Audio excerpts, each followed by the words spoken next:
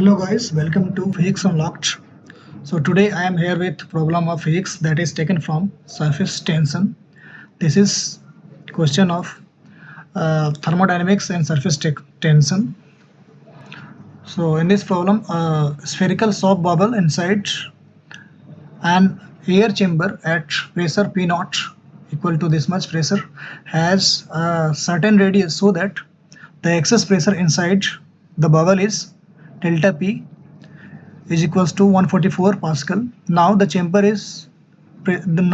pressure is reduced to 8 P naught by 27, so that the soap bubble radius and its excess pressure change.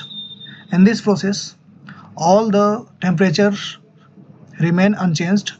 Assuming air to be an ideal gas, the excess pressures delta P in both cases to be much smaller than the chamber pressure. The new excess pressure delta P in Pascal is. So इस question में हमें दिया गया है कि एक spherical bubble है जिसको पहले एक चेंबर में रखा गया है, जिसकी प्रेशर का चेंबर का जो प्रेशर है इनिशियली P नॉट है, और इस चेंबर के प्रेशर को P नॉट से 8/27 P नॉट किया जाता है. तो जैसे ये प्रेशर चेंज होगा तो इस स्फेरिकल बबल का रेडियस जो है चेंज होगा. हमने ऐसा मान लिया है कि शुरुआत में इसका जो रेडियस था वो RI था. जब ये प्रेशर चेंज हो जाता है तो इसका रेडियस फाइनल रेडियस RF हो जाता है. RI से चेंज होकर के RF फाइनल रेडियस हो जाता है. और ये भी माना है कि इस बबल का सरफेस टेंशन T एज्यूम कर लिया है. सिंस इस क्वेश्चन में दिया गया है कि एक्सेस प्रेशर है जो पहले भी और बाद में भी वो चेंबर के प्रेशर के तुलना में काफ़ी कम है, नेग्लिजिबल है. सो गैस का प्रेशर जो हम पहले लिखेंगे, जो प्रेशर ऑफ गैस होगा इनिशियली, उसको हम लिख सकते हैं बाहर का pressure plus excess pressure. Initially जो एक्सेस प्रेशर था वो नेग्लिजिबल था चेंबर के प्रेशर के रिस्पेक्ट में.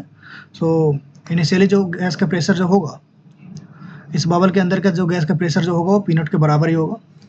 अब जब इस चेंबर के प्रेशर को 8/27 P नॉट कर दिया गया है, तो इस गैस का प्रेशर जो होगा, बबल के अंदर का जो प्रेशर होगा बाहर का pressure plus excess pressure. Again ये बोला जा रहा है कि प्रेशर जो है, एक्सेस प्रेशर जो है दोनों केस में काफ़ी कम है, तो इसको हम लिख सकते हैं 8/27 P नॉट. तो पहले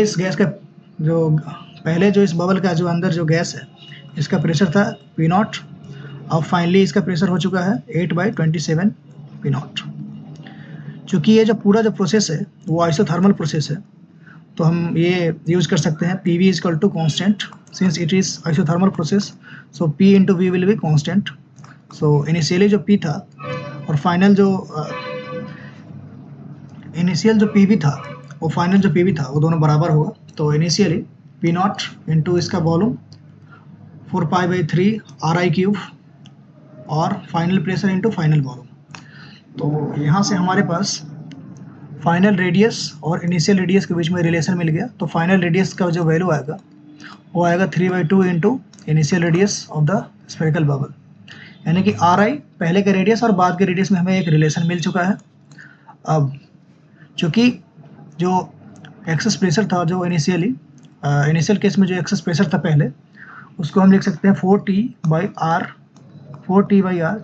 चूँकि ये बबल है तो इसमें जो एक्सेस प्रेशर जो होगा उसको हम लिख सकते हैं 4T/R. तो इनिशियली जो एक्सेस प्रेशर था उसको लिख सकते हैं 4T/RI. अब जब ये इसका रेडियस चेंज हो चुका है तो इसका एक्सेस प्रेशर हम लिख सकते हैं 4T/RF. अब हम RF का वैल्यू यहाँ से RI के टर्म्स में पुट कर देंगे, तो हमारे पास जो फाइनल जो एक्सेस प्रेशर जो होगा वो आ जाएगा 2/3 इंटू 4T/RI. चूँकि 4T/RI is nothing but initial excess pressure, तो इसका जो फाइनल एक्सेस प्रेशर जो है वो आ जाएगा 2/3 इंटू इनिशियल एक्सेस प्रेशर.